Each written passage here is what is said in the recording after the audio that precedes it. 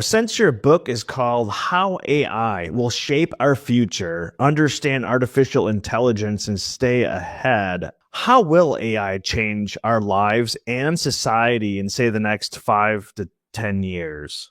Well, I think artificial intelligence is going to be a very transformational technology. I think it's going to change quite a lot of things, starting with jobs to our social interactions. There are a lot of applications in almost every possible field of work or field of study, applications of artificial intelligence to biology that are really going to, well, make us live longer, be stronger, and also it comes with a lot of risks. So I think artificial intelligence is going to dramatically change the world where we are living in. And that's what the book is about.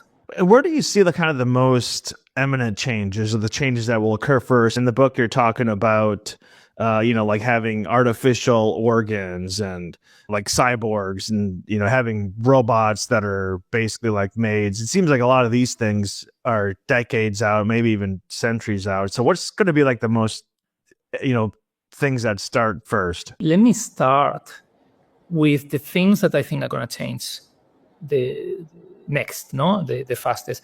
And I think it's the applications of artificial intelligence to the job market. I think, there are more and more AI algorithms and AI applications that are being used in enterprises in order to automate processes in contact centers, processes that help salespeople to sell their products, processes that help people to translate books, to create content online, to create films, right? So there was a few months ago, there was a strike in Hollywood about actors that were afraid about their jobs. I think a lot of jobs are going to change very, very fast. Now, coming to all these other applications that sound a little bit more science fiction, well, there are a lot of things that are already happening. There are cyborgs already. There are cyborg Olympiads. So there are Olympic Games for people that have cyborg implants. And there have been a couple of them already. There are already robots that are being used in Japan, for example, in shops, in hotels, in construction, right? All these things are starting to take place. But I think it will take a little bit longer. I think the implications of artificial intelligence in the job market are going to be much faster. In the book, you mentioned basically how, Japan has been at the forefront of automation, really mostly because, after World War II, their population got decimated, and then they never really had like the baby boom that we had here in the US. So, and you also, I think, mentioned Singapore and South Korea as more technologically advanced. So, I mean, are those would say if we're in the US, like I'm at, you think like Japan would be 10, 15 years ahead in terms of what we could expect in terms of automation? Well, I think, yes, I think probably Japan is going to be ahead in terms of robotic automation. And when I talk about robotic automation, I mean hardware robots that are doing work in a shop, right? And I think there is a reason for that. And the reason is that Japan is facing a demographic crisis that the US is very far away from facing, right? There is a debate in Japan about how to address the job market. Japanese people don't have children, therefore the population is decreasing. And the question is, all these jobs that people cannot do anymore, who is going to do them? And there are two alternatives. Either you open up for more immigration and you start receiving people from Southeast Asia, from Indonesia, or you automate with humanoids, with robots, right? And it's quite a debate in Japan, but surveys show that a lot of people don't feel comfortable with immigration, and a lot of people in Japan prefer to have a robot that speaks proper Japanese than having an Indonesian coworker that is not going to speak Japanese, or at least is not going to speak Japanese properly. That's how a lot of Japanese people feel. I just give you one example. There are a lot of jobs that you wouldn't expect that will be done by robots. And in Japan, it's already happening. One of them is elderly care. So there are robots to take care of old people in in hospitals, robots that just carry old people out of the bed and they put them in a wheelchair. Those things are happening in Japan. One of the quotes that I use in the book is one quote by the former Prime Minister of Japan, Shinzo Abe, where he's discussing in Parliament about how much he's going to budget for robots for elderly care in particular, right? So that is something that is happening in Japan, and probably due to the demographic pressure that the country is facing, it will take place before the US. In your book, you mentioned about there's some the World Economic Forum or WEF report basically saying by 2025 there's going to be something like 87 million jobs eliminated by AI, but then there'd also be something like 95 million jobs created by AI. So what are the we're I guess getting, I'm not sure what year this report was. We're almost in 2025 now, but what jobs are most susceptible to be getting eliminated, and then what jobs are going to be created? Well, I mean, jobs, the current wave of artificial intelligence is very prone or very suitable to automate tasks that happen in a computer. Like, for example, software development, like, for example, arranging meetings, like, for example, doing accounting, everything that happens in a computer. People used to think that these qualified jobs that happen in front of a computer are safer than jobs that happen without a computer, right? But the current wave of artificial intelligence, the large language models, particularly if these large language models are able to start applying logic, not only generating language, but solving problems with logic, right? A lot of jobs in front of a computer will start being automated. At the same time, there will be many new jobs because there is going to be people that will have to deploy these AI systems, that will have to manage these AI systems. So artificial intelligence, at least in the short run, will create jobs and it will also destroy jobs, right? But the net balance of creation-destruction in the short run is going to be creation of jobs, particularly in these technological areas. Many companies, many traditional companies, telecom companies, banks, insurance companies, what they are doing is they are reducing headcounts in areas that are more traditional in that sense, like accounting, contact center. They are reducing jobs in those areas, but they are increasing technology jobs. They are hiring technology people that are going to deploy all these systems, and they want to make these companies more digital, more data-driven, right? I think one of the questions that we should ask ourselves is, in the long run, will artificial intelligence create more jobs or destroy more jobs? And I think it's a very fair question. In the short run, I think there is no question that there will not be a net job creation. There will be more jobs created than will be destroyed. But artificial intelligence is different from other technological revolutions that have happened in the past, like the IT revolution, like the industrial revolution that created more jobs than they destroyed, in two areas. So there are two factors that have applied to all the previous technology revolutions that might not apply to artificial intelligence. And one of them is the speed of change. If the speed of change is very fast, if artificial intelligence develops very, very fast, and you have, as an employee, as a worker, you have to change jobs much faster than you can. So you start working as an accountant, and a few years later, you have to change jobs because accounting is already done by artificial intelligence. So you go to do something else. You become a program manager, and a few years later, you have to change into something else. A lot of people will not be able to do that. So to the extent that artificial intelligence accelerates very, very fast, that will be more likely to destroy net jobs than if it goes at a pace that people can adapt, right? So that's one point. The second point is that the previous technology revolutions were focused on producing tools that could make people more effective, more efficient. An operating system, a computer that's making you more efficient. If you use that computer, that will make you more efficient.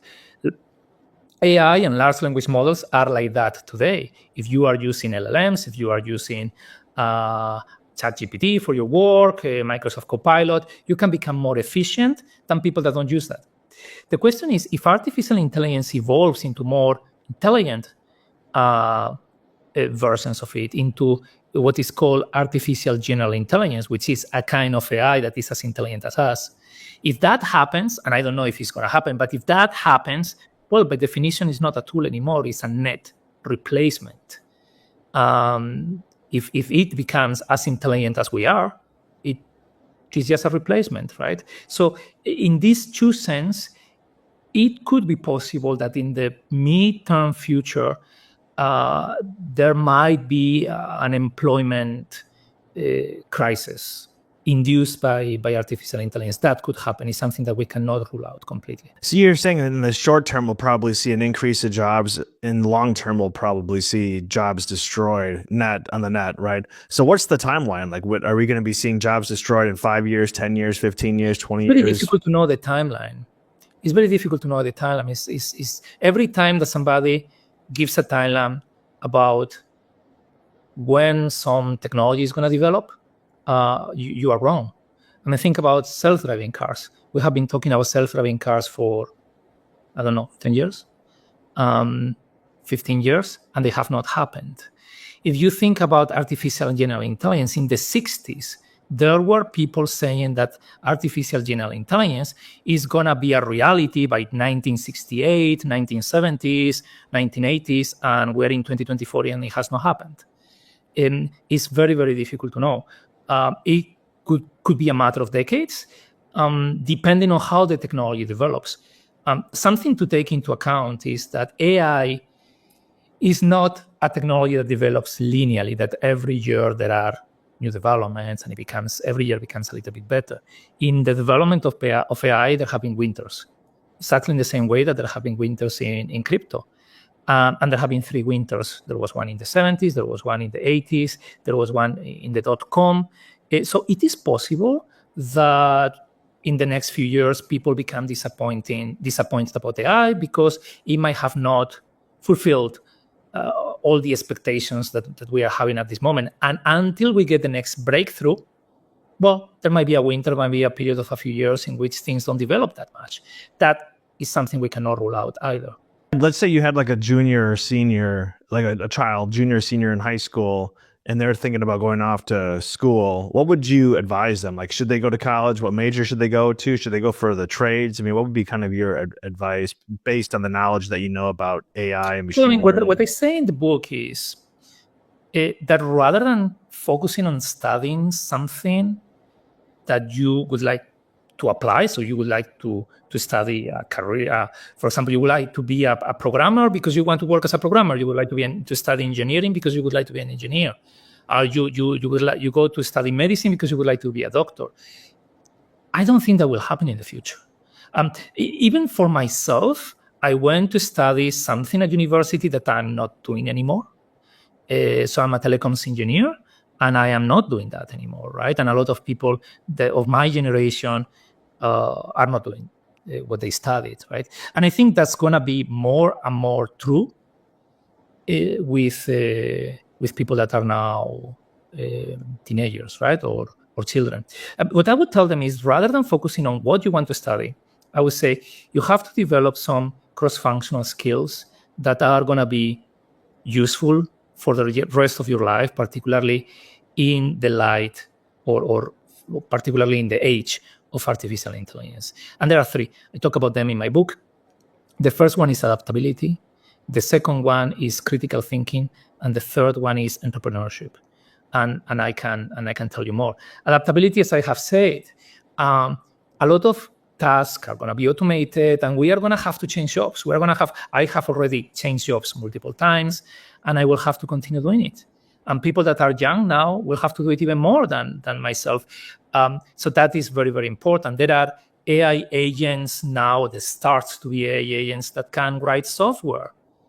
So if you are a software developer, you have to become a program manager or a project manager or a product manager that is going to manage those AI agents that are the new software developers. So you have to adapt. That's the first one. The second one is critical thinking. A lot of people think, or a lot of people are starting to rely too much on AI, to get information rather than using a search engine. You ask questions to a large language model. And a lot of people are starting to delegate that thinking responsibility to large language models. And that is very dangerous because you should never delegate to anybody your thinking ability. It is very important that you keep thinking for yourself. Artificial intelligence is a technology that can be used for good and for bad.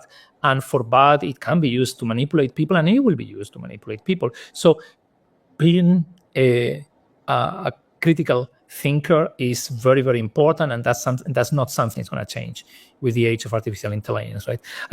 I taught classes about AI at university, and I had students that it was very obvious that they created a paper with AI, the PowerPoint with AI, and then when they went to the whiteboard, they just read it, and it was very obvious that they didn't understand what they were talking about. That is something that should not happen, right? And the last point is entrepreneurship. If artificial intelligence has a negative impact on jobs, and it's really possible that could happen in the next few decades, that means that not everybody is going to work, but a lot of people will continue to work if they have a passion. If they have a passion for solving a problem. If they own a company, they could hire somebody to run that company, but because they are passionate about their company, maybe it's a family business, they want to continue running that business themselves because they find opportunities to solve other people's problems, and they create companies to solve these problems. So I think there will continue to be entrepreneurs, and a larger share of people will be entrepreneurs in a world in which a lot of jobs are automated. So it will become even more important to be an entrepreneur in that case. How does universities would have to change then? Because if you're, critical thinking obviously is important, but I live in a college town and I talk to university students when I'm out, and most of them just use ChatGPT to write, papers, you're saying, and then they'll be like, I'm like, well, don't the teachers realize that it's AI? And they're like, well, yeah, but they're like, you just run it through detection software, and then you make a few changes until it goes from AI to human, and then you turn that in. So it's like they have, and it's like, but aren't you in school to learn? But they're not really there to learn. They're just there to get the A in the degree, more so than critical thinking. Yeah, absolutely. So in my book, I talk about the utopia of AI, all the good things that are going to happen with AI, but I also talk about the dystopia. And one of the topics that I discuss is the destruction or the erosion of education. And it could really happen. If you think about the purpose of education, education has always tried to make people productive for work, mainly, right? You learn, education in the old days is you were learning a trade, you were learning a job, right? Now, if most of jobs are done by artificial intelligence and most of the people are not working, if that happens, then what will be the purpose of education? Because then it wouldn't be anymore to train people for jobs, because those jobs might be done by AI, right? And the risk is that the purpose of education could become conformity. Training people in becoming good citizens, or training people in becoming more, in conforming whatever ideologies, whatever whatever it means to be a good citizen in the society of the future, right? What people believe, to conform the political and the social system that we will have in the future. We don't know how that system is going to look like. Maybe it's good, maybe it's bad. Maybe we like it, maybe we don't like it. But that could be a possibility. That could be a dystopian possibility, that education is used to just make people more compliant with the good manners of that political system. Do you think that we're already, kind of on that road? There's a lot of, people in the U.S. that think that the public school system is more of an activist or teaching these kids social issues than they are about teaching them critical thinking. You are right. There have been a lot of situations like that in the U.S. in the last 10 years. Yeah. Is that related to AI, or is that a separate? No, it's not related to AI. No, we have not seen that effect of AI, right? I think the application that really popularized artificial intelligence was ChatGPT. It was launched in November 2022. Yeah. So no, it's not due to AI. But of course, a lot of, the social trends that already exist might get pushed faster with AI, right?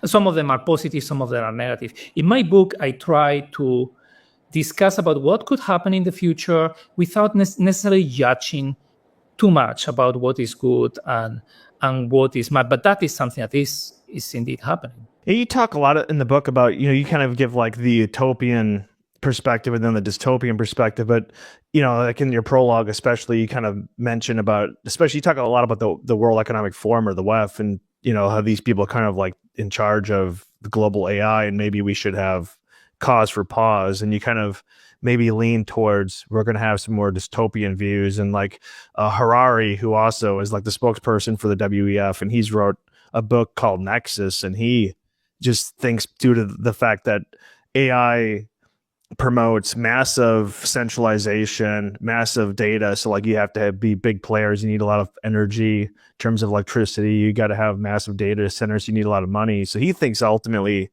it's going to be very concentrated. We're going to have more of a totalitarian system. That is what Harari says. I'm not sure he says that in a positive way. I'm not sure. He says that it's probably going to happen, and I would agree with that. I'm not sure that he agrees with that happening, right? I'm not sure that he thinks that is the right thing, what should happen. I think he thinks that there is a huge opportunity for dystopia and for more authoritarian ways of government, ways of interacting socially, right? Coming to the World Economic Forum, the last chapter of my book is about the World Economic Forum, and I discuss how do we manage this transition? And at this moment, regulation is very initial.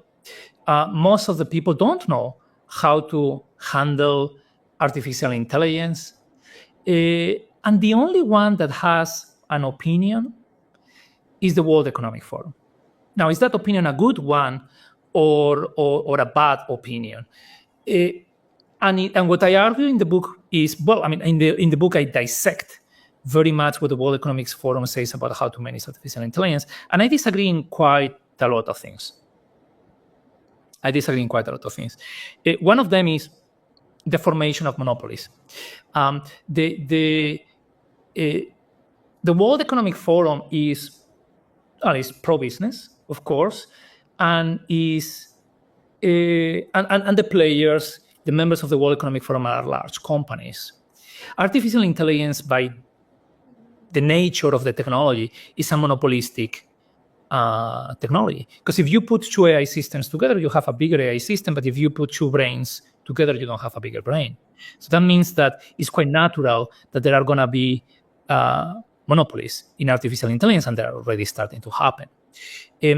Monopolies, from an economic point of view, there is enough economic theory to know that they are not in the best interest of citizens. They're not in the best interest of an economy, right? So they're resulting to higher prices, quantity control, and is not optimal for an economy. In the US, there have always been anti-monopoly rules, anti-monopoly laws, but in technology, in the industry of technology, those rules have not always been applied, particularly in the last decades. I think reviewing how we handle monopolies is going to be important, and that's something that the World Economic Forum doesn't talk about. Second point is regulation. The World Economic Forum and a lot of people have a view that we know what to regulate. And the reality is that we don't know what to regulate. The reality is that the effects of artificial intelligence have not been seen yet. The European Union created the first regulation, one of the first regulations in the world. The European AI Act, that was done very, very fast. The first draft was written 5 months after the launch of ChatGPT, and it took 11 days to write the first draft. And then last year, in the state of California, they tried also to pass an artificial intelligence law that finally didn't pass because the governor of California thought that rather than creating a law for AI, one law for all AI, it would be better to regulate each one of the different aspects or each one of the different use cases of AI rather than one law for everything.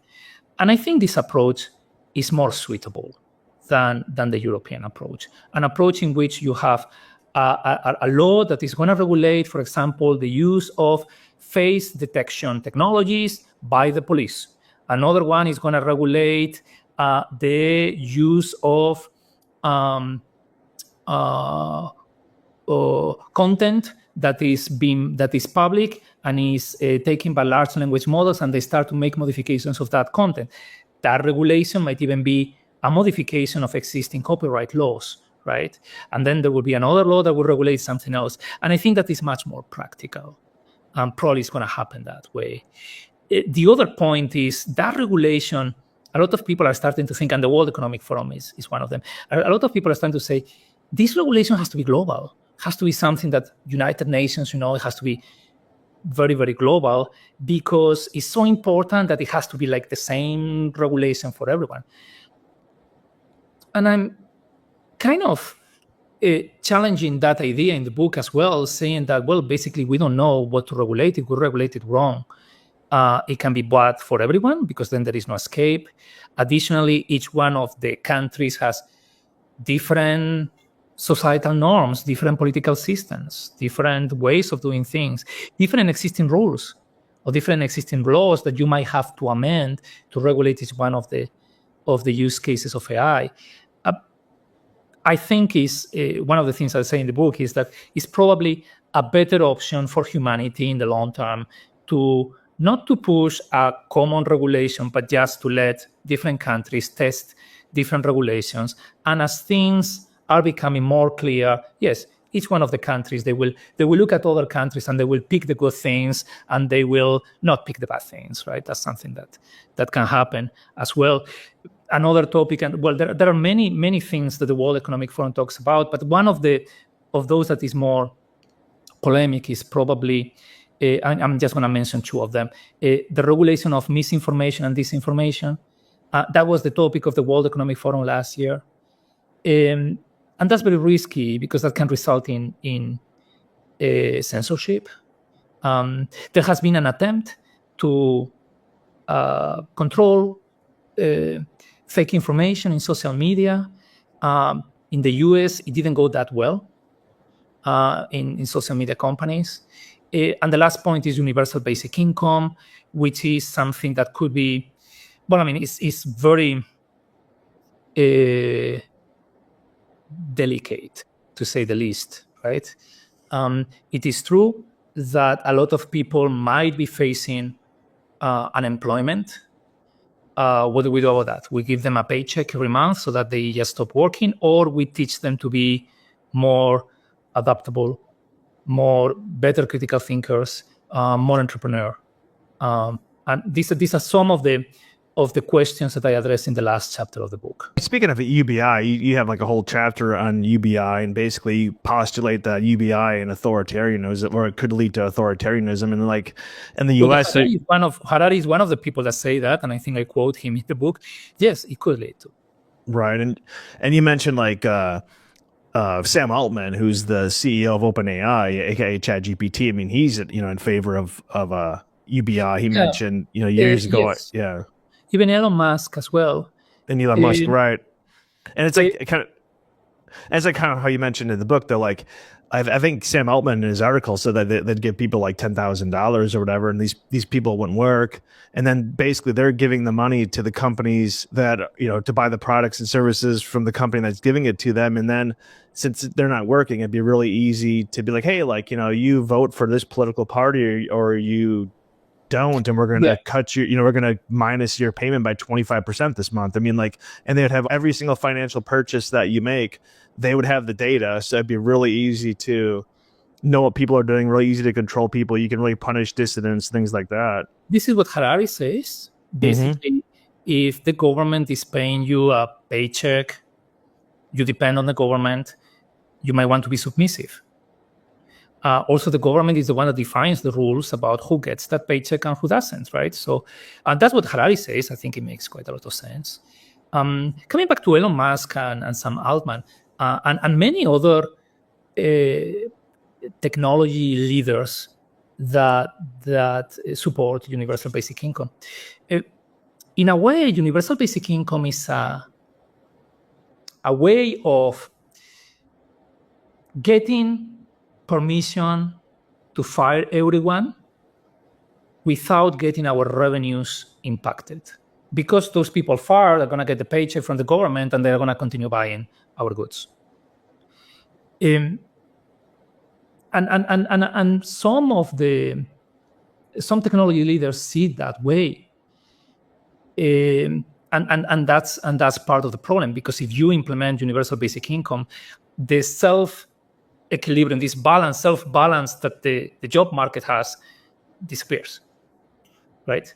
And then companies could automate without having a concern, without being concerned about their revenues falling, right? I mean, if nobody has a job, consumption is going to decrease and revenues of companies will decrease. There will be, if nobody has a job, it will be a decrease in GDP, right?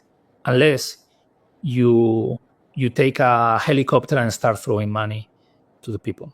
In countries like Japan, where you have a shrinking population, or South Korea. I mean, South Korea has a fertility rate of like 0.7, which is is tiny. So like maybe for countries like that, it's not necessarily a big deal because you're just going to have less people to fill those jobs anyways.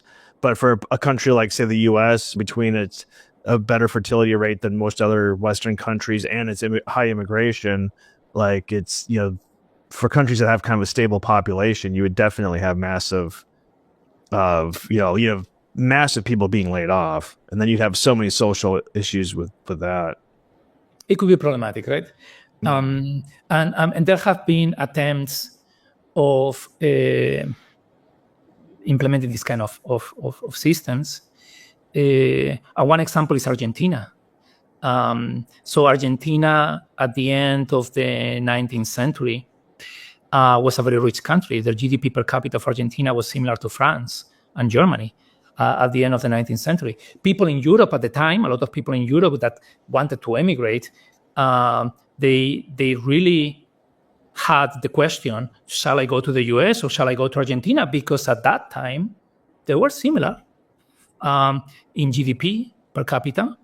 And then a lot of schemes like this one started to be implemented in the 1950s, and that's when the GDP of Argentina started falling and falling and falling, and now it's around 20% of the GDP of Western Europe, right? So that there have been a lot of attempts to implement similar things, and it has not worked. In the book, you talk about basically there could be potentially two AI systems. You're going to have essentially the Chinese AI system, then you're going to have the American AI system. You have a chapter, or maybe I think it's called like the AI Cold War between China and you didn't coin that term. I think that term was coined in like 2017. Correct, by a journalist. Right. And then, we have like the US has kind of like this trade war with China where they're not allowing China, or they're not shipping chips and things like that to China. So like essentially you could have two AI systems where they even have different hardware. Like the hardware wouldn't even be compatible, let alone the source code and things like that. So did you want to talk about this quote unquote AI Cold War? In 2017, China published 2017 is an extremely important year in the history of AI.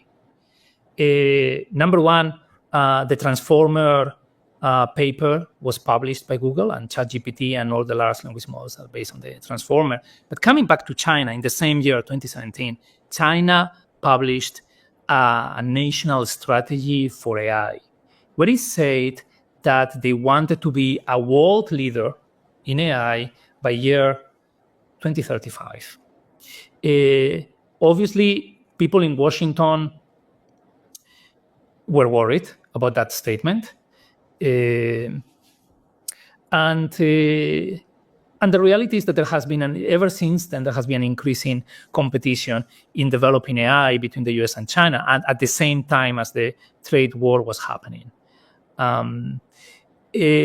China has put a lot of effort in creating AI systems. So they have created what they call the national team of AI in China. And the national team is a group of companies. I think there are 13 companies. Each one of them is in charge of leading AI in a particular area. So there is this company, and you have like Huawei, Xiaomi, all the Chinese companies. And then there is this company that is going to do it in smart homes. The other company is going to be in charge of self-driving cars. The other company is going to lead AI. It's planned like this. Each company has a responsibility. It's very much driven by the Chinese government. Nothing to be surprised about, because the initial stages of the development of AI in the US, they were also driven by the government. It's quite normal. Then also in 2022, when ChatGPT was launched, there was another large language model in China that was called Ernie, and it was ready more or less at the same time, but it didn't get launched because obviously it was quite sensitive in China. That you have a piece of software that starts talking to people, and maybe it's going to say things that are inappropriate for the Chinese government. So the Chinese government has regulated large language models for mass market applications very, very heavily. So they have to do a lot of batteries of tests. It's quite complicated to get a consumer-oriented LLM or a consumer-oriented service launched in China. And that's why China started to move away from mass market applications in AI to enterprise applications in AI, where the probability of saying something that is inappropriate for the government is much lower, right? And those enterprise applications are much less regulated in China. So while the US is leading mainly on consumer applications, China is very much leading on enterprise applications. They're investing very heavily in data sharing infrastructure that allows companies to share data. A lot of this data is not even personal data. For example, if you are a self-driving car manufacturer, you want to have hours and hours of filmed roads, hours and hours of video of roads, people crossing, and an animal crossing suddenly. And maybe you don't have them because it's very difficult to film all that. I think in the US, well, basically Google Waymo has it, and not many other companies have it. So the solution to that, one of the solutions to that, is to share data. So you anonymize. There are many companies that are filming this, and they share it in a facility that is run by the Chinese government. And then those companies are able to train their models with these videos. Another possibility will be synthetic data. We can talk about that as well if you want. But, well, China is creating its own ecosystem. And a lot of countries nearby, I'm based in Asia, right? A lot of countries, Singapore, Malaysia, Thailand, a lot of countries might at some point need to choose whether they want to follow the Chinese ecosystem. The Chinese ecosystem has their own clouds. They don't use AWS, they don't use Google, they don't use Azure in China. They have their own clouds, and they start to have their own ecosystem of applications, right? So yes, it is really possible that we are going to have two separate ecosystems, at least, and possibly even more, because Japan has a very particular, very special culture about robotics, and the Middle East also is trying to develop their own ecosystem in AI, particularly focus on industrial applications, oil and gas, manufacturing, things that in the US are not necessarily the focus at this moment. Who do you think of these countries in the next 10 years is going to kind of be at the leader? I mean, you have China, which has over 1 billion people, so they have just access to a lot more data, plus they're more authoritarian, so they have less privacy rights. China has a data privacy law as well. That was created in the following the example of other countries like the European Union and so on. So China does have a data privacy law. That doesn't mean that it's always respected, but it does have a data privacy law. The one that doesn't have a data privacy law at this moment is India, and is in parliament right now, is probably gonna pass next year. But coming back to the next few years, China is uncertain in the sense of, from a geopolitical perspective and an economic perspective, there is a lot of uncertainty. You don't know what is going to happen to China in the next 10 years, right? And the development of AI in China will depend on that, on how well the country does economically. At this moment, is not that good, and how well and where the country finds its place from a geopolitical perspective, right? So I think there are going to be blocks that will be created, but of course, there is still a degree of uncertainty. Yeah, I mean, if you're talking about geopolitics, Taiwan has like 80 or, fabricates like 80% of all the advanced, microchips. Right. So like if China wanted to go down that path, a lot of them are not, and a lot of them are not available in China, right? So they have a shortage of GPUs, correct? Yeah. So like, and that could be, if that was the case, not only would China be able to get those chips, the US and other countries wouldn't. So it'd be kind of you'd really see a separation at that point, right? If they were to invade Taiwan. Yes. But I don't know. I don't know what will happen with Taiwan. It's not AI anymore. It's something much more complex. Yeah, since we've kind of talked a little bit about some of these dystopian possibilities, let's flip it around.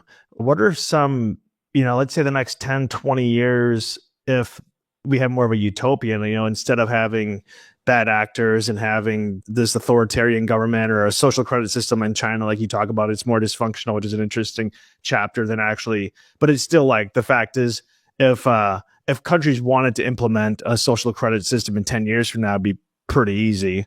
As technology is increasing, as long as you don't kind of fragment it like you mentioned in China. But what is more of a utopian view going forward? I think AI is going to create a disproportionate amount of wealth, right? That's going to create a lot of opportunities for businesses, starting for medicine. And I talk a lot about medicine in the book, right? What are the applications of generative AI in medicine? And a lot of these applications are designing proteins that can be drugs for people, that can make people live longer, that can make people more immune to cancer, designing DNA, human DNA, to correct certain diseases. This year, the Nobel Prize of Physics and Chemistry, both of them went to people that were working on AI for applications in biology, right? So I think that is something that could possibly happen. There have already been artificial intelligence algorithms used to create proteins, as I said, to create DNA of bacteria, to create living bacteria that in their DNA have a message encoded. So there have been a doctor that wrote a book about synthetic biology, and he encoded his book in the DNA of a bacteria, and the bacteria continue living and continue reproducing for a number of generations perfectly, as if it was a normal living being. So I think that is something that is going to happen. It will have a lot of good applications, right? So I think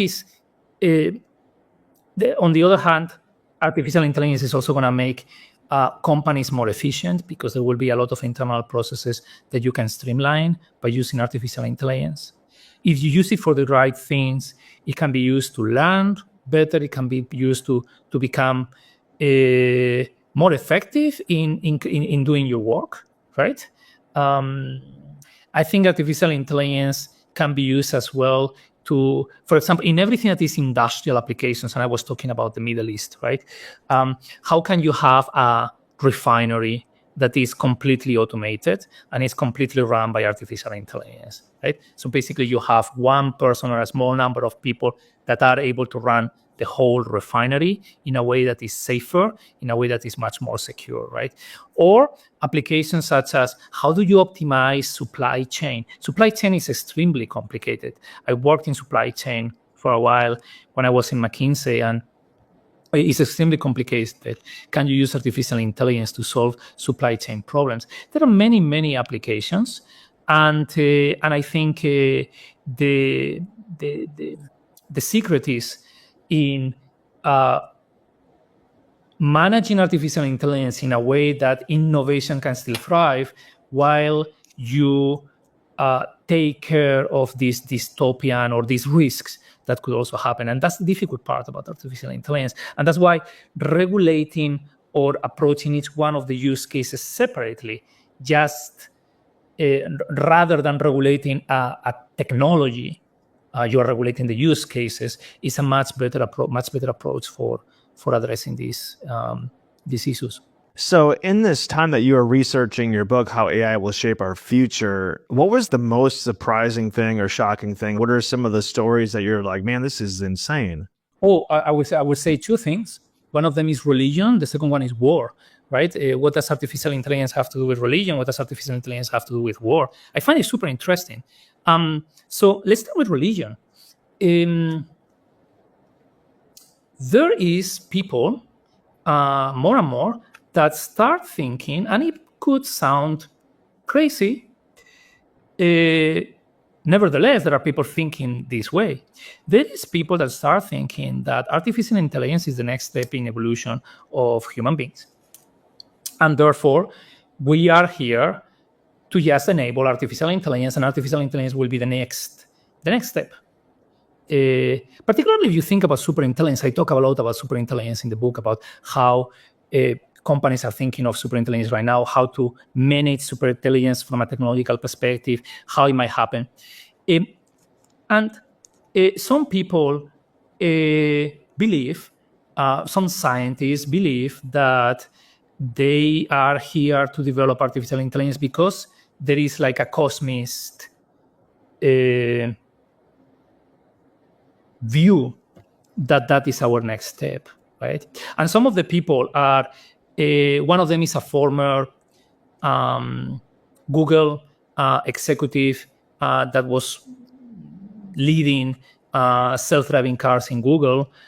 His name is Anthony Lewandowski, and he is the founder of something that is called the Church of AI. It's a religious movement, has a sacred book. The book was written by ChatGPT in 2023. It's called Transformative. You can buy it in Amazon. As crazy as it sounds, there is people that start thinking that way, right?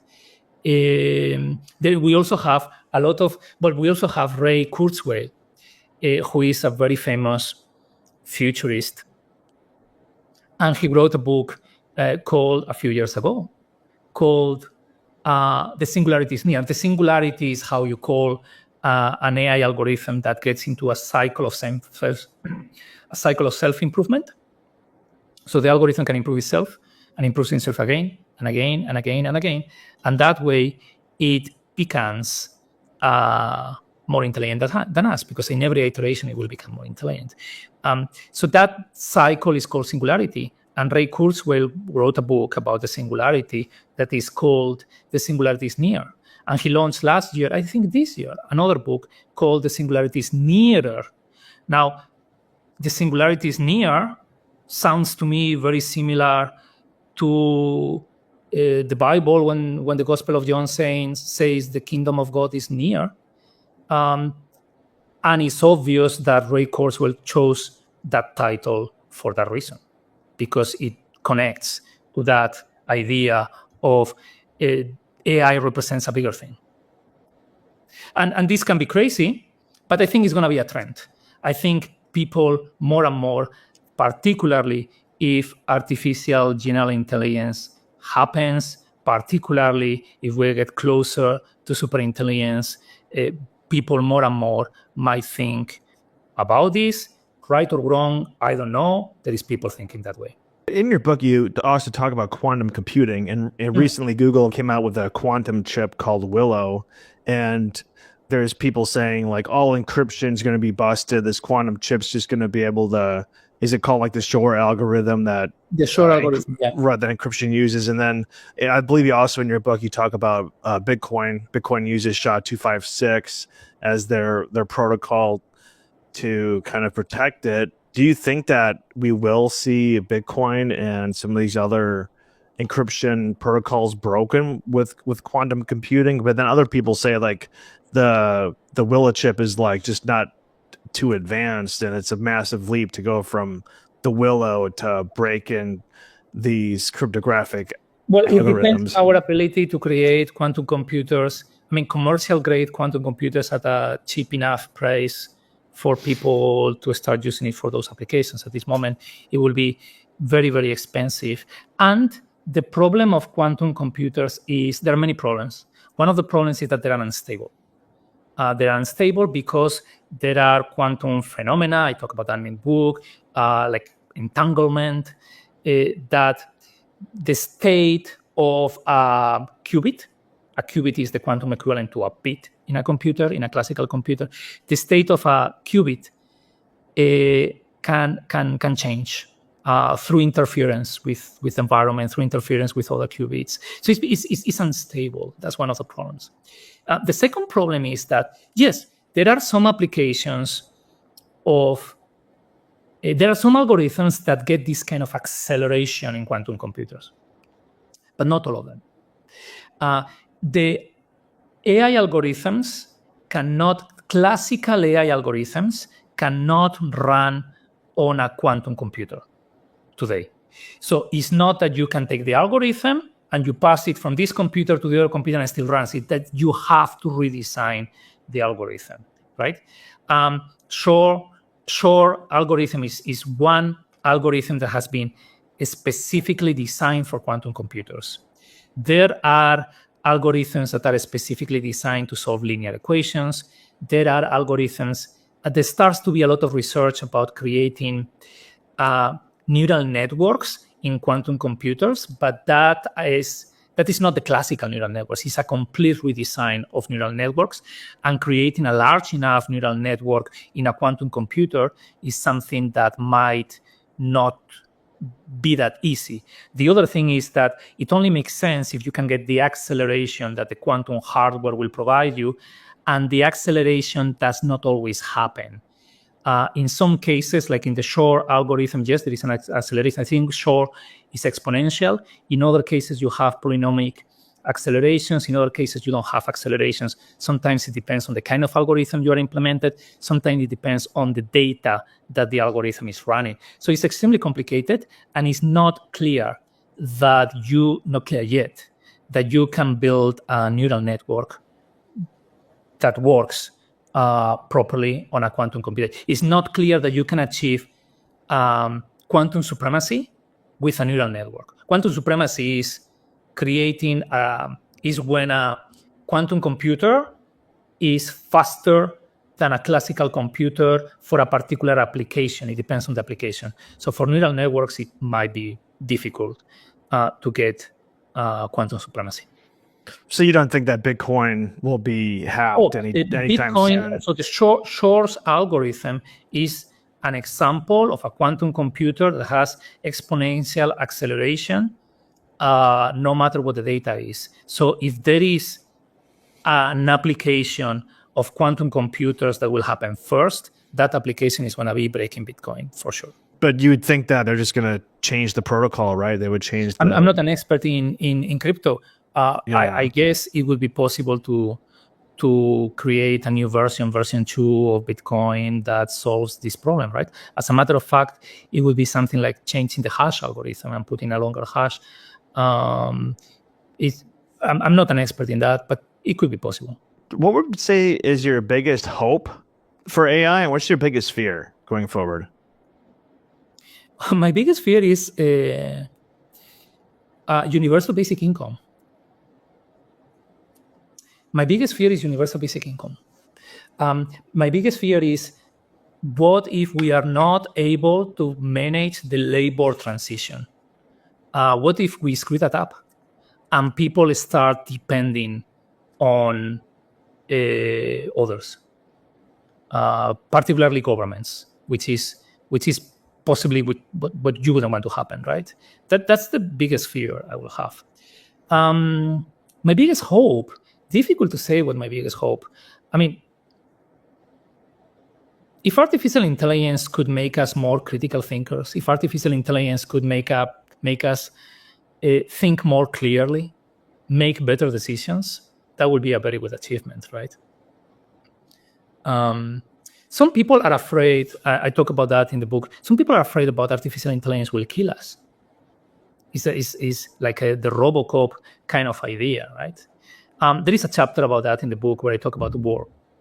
And here, it was also one of those fascinating ideas that I found during my research. There was a data scientist from Australia called, I think he's still alive, called De Garis, Hugo De Garis. And he wrote a book in 2005 called The War of the Artilect, the Artilect War. The Artilect War. Artilect is kind of artificial intelligence. And in that book, he describes what he thinks is going to be the war of the future. And he doesn't say, it's a hypothesis, of course, but I think it's super interesting. He doesn't say that artificial intelligence is going to destroy us. He doesn't say that there is going to be a conflict between robots and humans. What he says in his book is that there is probably going to be a conflict in the future, we don't know when, between people that have different views about how AI should be managed. Imagine the situation, let's say, I don't know, 50 years, 100 years from now, in which you have robots that start to become very similar to human beings and start taking people's jobs. And some people say, hey, all this thing about artificial intelligence was nice, but it's starting to become a little bit uncomfortable. We don't want it anymore. We want to stop. And then you have other people that say, well, look, we want to continue because we see this is the next step in human evolution, because we have a certain conflict of interest, because whatever reason. And that is the conflict that Hugo de Garis talks about in his book, The Artilect War. And that will be, that will be something to avoid, right?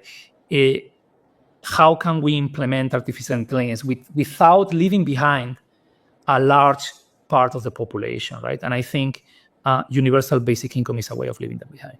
Universal basic income is a way of taking them apart and say, hey guys, you stay here, do your things, and in the meantime, we're going to handle we're going to manage the world, right?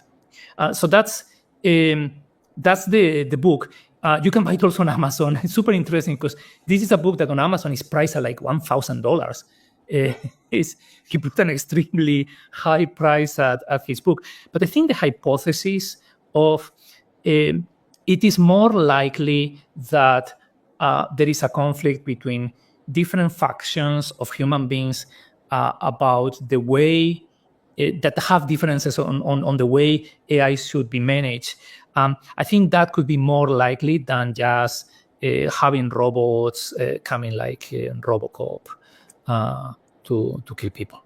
You talked about that book in your book, so I actually got that book. I've been reading it, so it's quite interesting. Yeah. But it's super expensive, no? Well, maybe not really. A way of not paying $1,000. Maybe when I saw it, it was like, I don't know why she said that price. The big thing I've learned is that anyone that has advanced degrees, like especially PhDs, they probably took their idea from their dissertation or thesis, and then that's all public access, and then they generally adapt it to the book, and the book and really they have created video games, and they have created science fiction novels about that, because the concept is interesting. And as a hypothesis, I mean, of course, you don't know if it's going to happen or not, but as a hypothesis, as something to look at and say, we don't want that to happen. We want to manage artificial intelligence in a way that this scenario will never happen. But yeah, basically, he had a dissertation, which of course he adapted to the book. But in my experience, I read people's dissertation, and oftentimes the book is actually worse because they just cut stuff out. The editor will eliminate stuff. So and he wrote that 20 years ago. Yeah, he wrote that 20 years ago. Yeah, but yeah, it's fascinating. One major final question before we get you out of here, but just if you're an entrepreneur or an investor, I mean, what are areas of that you should be focusing on the next, I don't know, say. So yes, I mean, I had that question. I got that question a few times. I was presenting my book in Singapore a few weeks ago, and there were a number of investors, and that was one of the questions they asked me. And my answer is, it should be on specific use cases of AI rather than on fundamental technology. What I mean by this is artificial intelligence is monopolistic, is collectivistic. There are going to be monopolies in that. So all the fundamental research on artificial intelligence, you can think that if you are a small entrepreneur, you cannot play there because there will be a bigger fish that will take it. So everything that is fundamental research, like, we didn't talk much about the technology aspects of AI, but there is a lot of research now on chains of thought. That is a mechanism to make AI more intelligent. AI apply logic. There are other words, like there is evolutionary algorithms.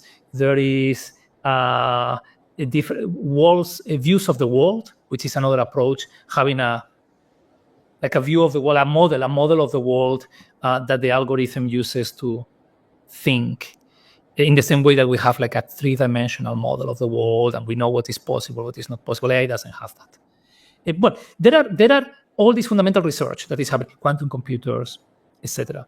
And I think those applications will be dominated by people that have very deep pockets. You need deep pockets. But there are many enterprise applications for specific use cases that where everybody can play.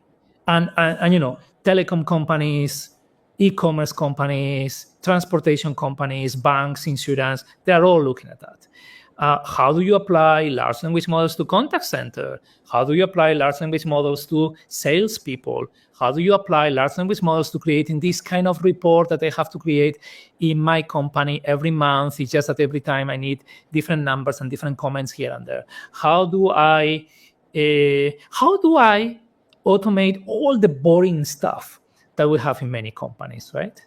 And it doesn't have to be complicated things, right? I believe there is a huge opportunity, particularly in this area that is B2B. The advantage of B2B as an entrepreneur is that, it has a lower risk because in mass market startups, a few of them become very successful, but most of them fail. In B2B, there is more room. It's more fragmented. There is more room for more players. You also have, in B2B, you have more barriers to entry because in B2B, you are handling a client and you need to have face time with the client. So you need to be local. You need to be in the same place as your client, particularly at the beginning. That means that a guy that is 10,000 miles away is not going to compete with you, at least not that fast. And so I think B2B applications for companies in all these automation use cases that are simple are very promising. And that's what I would be looking at right now. It's so fragmented that is relatively easy to get into that arena. So, Pedro, just two quick questions before we wrap this up. Pedro, you're the author of the book, How AI Will Shape Our Future, Understand Artificial Intelligence and Stay Ahead. Just let us know where we can find you, get a hold of your book, that kind of information. And then after that, just leave us with a final thought related to your book or related to something we didn't talk about that maybe we should have discussed in this podcast. So my book is in Amazon. It's in Amazon, amazon.com. You just put my name or you just put How AI Will Shape Our Future and you will find it. It's also on Audible as an audiobook.